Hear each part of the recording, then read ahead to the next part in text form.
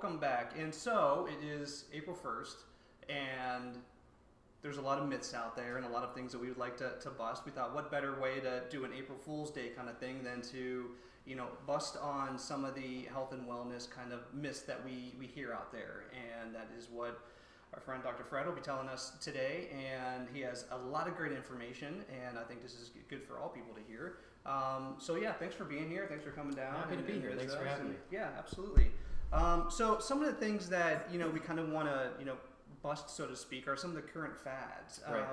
What are some of the ones out there? I hear all kinds of things about, like keto and paleo, and I don't know what those are. There's tons of fads. Nowadays, it seems like every day some new fad is coming out.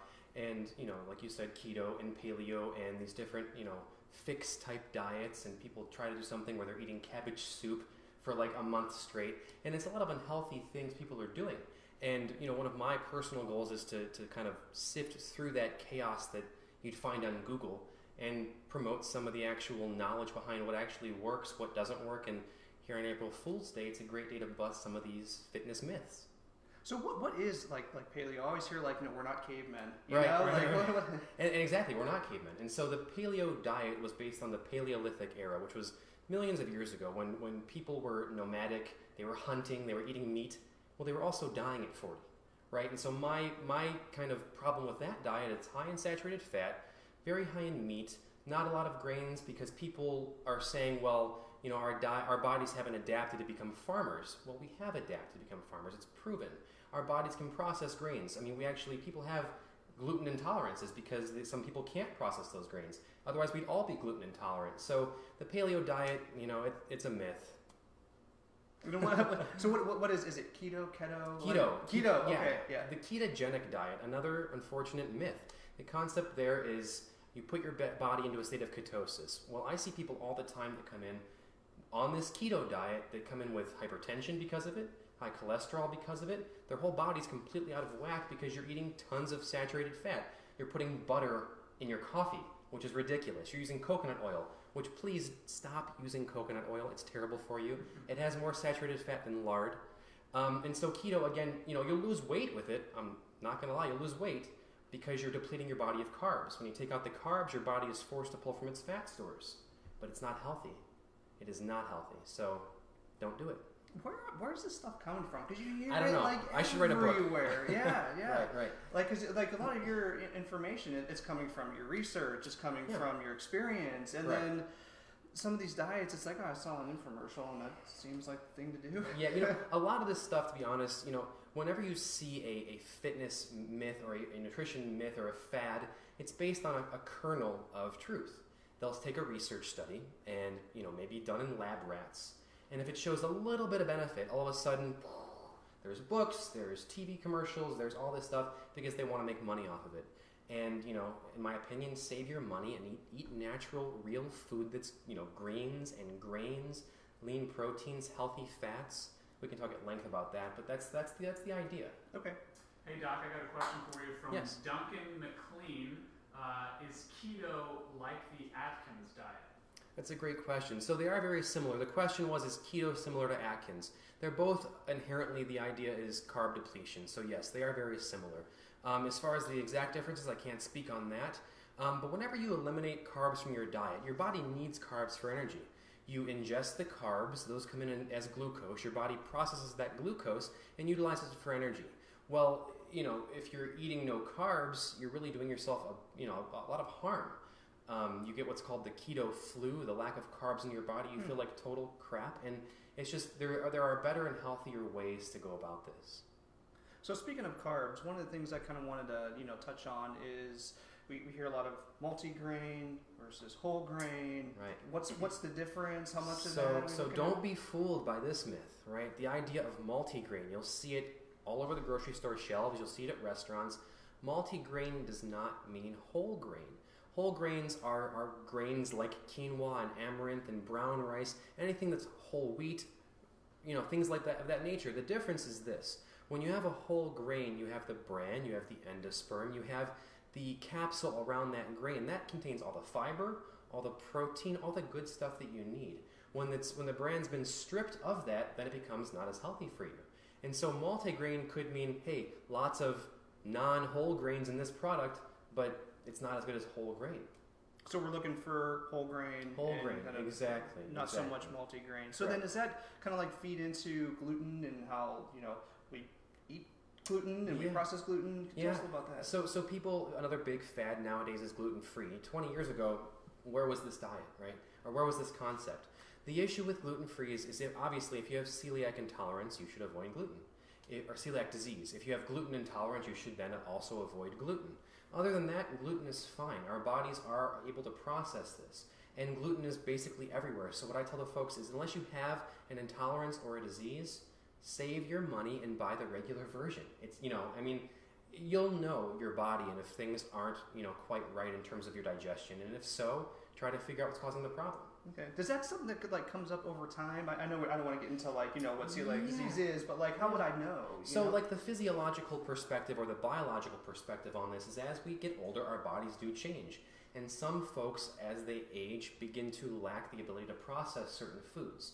So, test yourself out. If you're feeling sluggish, if you're feeling fatigued, there's a lot of different things that can cause you to feel not so great, but be an informed consumer. Figure out what those are. A lot of people use the concept of adrenal fatigue. It makes me want to scream because that's no such thing. There's no scientific evidence to prove adrenal fatigue even exists. So people say if you're sluggish, your kidneys are overworking. That's not true. If they are secreting the hormone cortisol, that's a good thing, right? It's supposed to do that. And so they're not going to fatigue. If you had your adrenals fatiguing, you'd have Addison's disease. So please, again, save your money, right? We're here to help people. Sure. So how does alcohol play into this? Because I hear a lot, one of the myths, hey, you can have red wine every day, and there's something in red wine, I don't know what it is, that it's supposed to be good for you. Right. What's that all about? So the whole thing with alcohol started in the 1970s, and there was a study that was done that showed people that drank alcohol were actually living longer and living healthier. And they're saying, wait a second, what's happening here? And it comes back to heart disease. So research still does show there is a benefit to alcohol in moderation to prevent heart disease. The problem is there's a threshold. It used to be, up until about a year ago, 2 drinks a day for a male and up to 1 for a female. That's now changed. The new recommendation is roughly 4 to 6 ounces, no matter what kind of beverage it is. It could be alcohol that's like liquor, it can be beer, it can be wine. The benefit, the risk exceeds the benefit once you exceed 6 ounces, which is really not a lot of alcohol. But back to red wine. Red wine has resveratrol, a very potent antioxidant. Specifically, I personally enjoy either a Pinot Noir or, more specifically, it's called Cannonau, and it's from Sardinia. And the Sardinian Cannonau wine has more polyphenols than any other wine in existence. So what I personally do is a few days a week, I'll drink 4 to 6 ounces of this stuff because it tastes great, and in moderation, it's actually a stress reliever as well. You said 4 to 6 a week or ounces, a day? So per serving. Okay. Per day. Okay. Right, so 4 to 6 ounces per day is the recommendation. Okay. And then what about organic versus non-organic? What's all that about? Great question. So the whole organic, non-organic scenario looks like this. I personally buy organic if I am eating the outer portion of the item. So if it's celery, if it's an apple, if it's a pear, I'll buy organic. If it's something I'm going to be peeling the outside off, like a pineapple or a banana, I'll buy either one. Doesn't make a difference. If it's on sale, I'll buy the regular version. The whole problem is organic plays a role because of pesticides.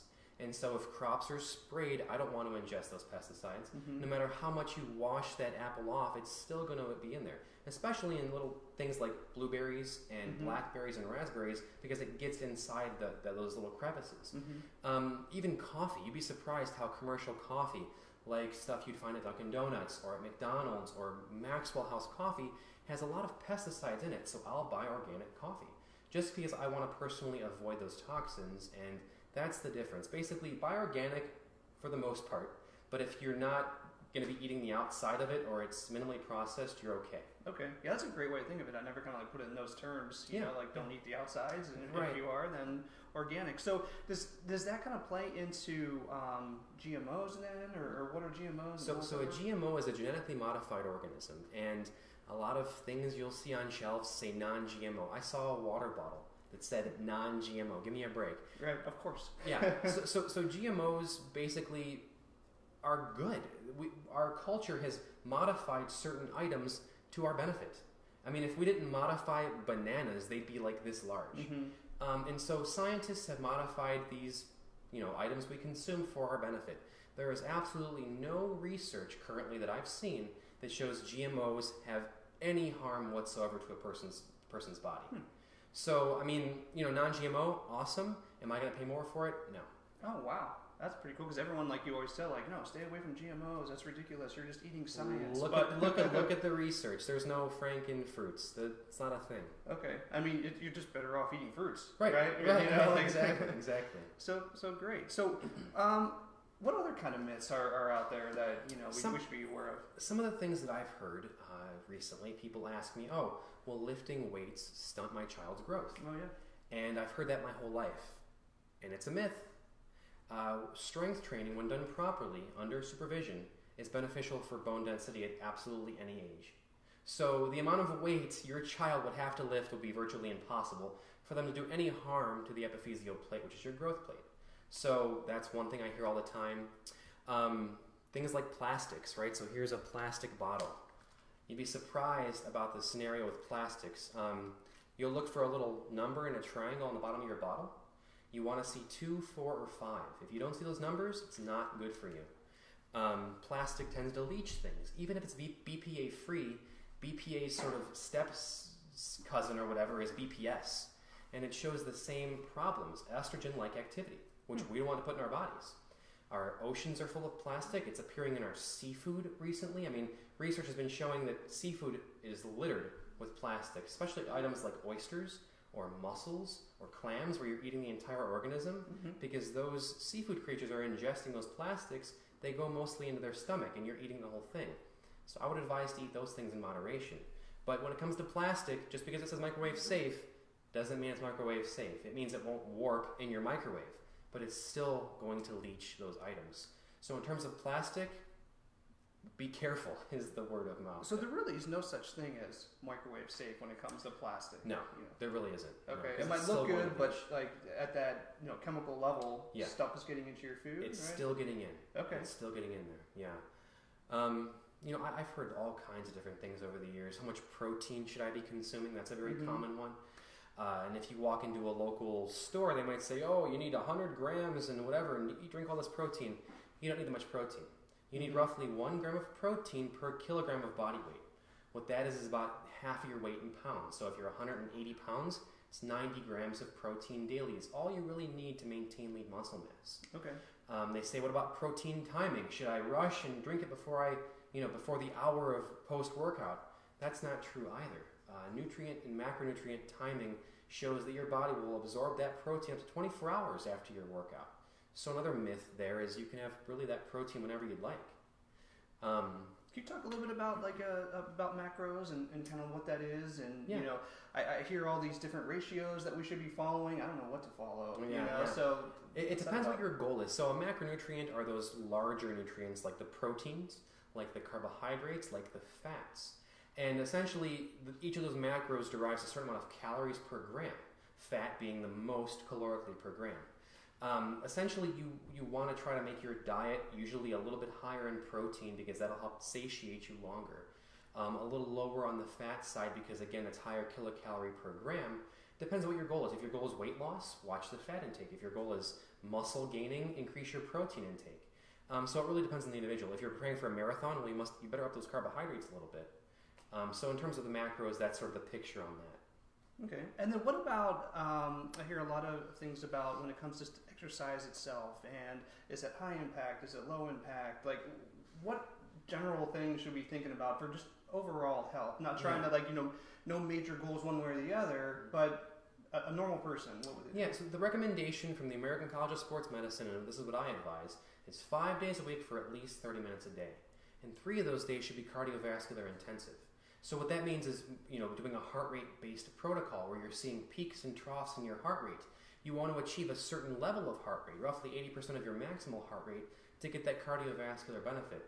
If you're just doing steady state walking or light jogging, that's great for stress reduction, but from a caloric burning standpoint and a cardiovascular perspective, you can do a lot more with your time. And strength training wise, again, supervision is important, but you don't want to push yourself beyond your means, but as long as you're getting roughly 30 to 45 minutes a day, at least 5 days a week you're considered active, and that's the most important part. Okay. I have a question. This is just a personal question because I don't have it on right now, but I'm always wearing my Fitbit. Yeah. And it comes like pre-programmed with like, you know, like you do good if you do 10,000 steps a day. Mm-hmm. Is there any truth to that? So I have a love-hate thing with Fitbits. Okay. Because they are great for what they are. They people are now more conscientious of their activity levels. They are now more active. But I also hear, you know, darn, I didn't wear my Fitbit. I didn't get any, you know, those steps didn't count. And I don't like to hear that because they do count for your health. Right. You know, I mean, if it's waking you up at night and you're like, oh my goodness, you know, did I sleep poorly last night? Because some of those tracks sleep. I don't want to know if I slept bad, right? I'd rather think I did sleep okay. So Fitbits are great. Watch the heart rate indicator on those because they're supposed to look for a radial pulse. But in fact, the radial pulse isn't as accurate as the pulse you get on your chest with a chest strap. So I like them, but I personally don't wear them. If they're getting you up and moving, I'm a fan. Okay. So like if I'm looking at it and it, you know, it says like my heart rate is getting up into my zone, since it's on my wrist, that might not be accurate. Is that kind of... You know, usually they're kind of close, but I wouldn't use it as an exact science because there is going to be some variation between your actual pulse. You know, the best way to do it and the most free way to do it is just go like this and check your carotid and stare at the watch. It's free. And there you go. There's your pulse. Yeah. Right, so that's my concept there. Okay, great. Yeah. Well, I think we should probably open it up for some questions if we have some time. Great happy to question answer. here. So for a young dad who is just kind of like getting into the groove of maybe some late nights, early mornings, and also the metabolism is slowing down a little bit. You know, maybe they don't have more time to kind of up the workout regimen.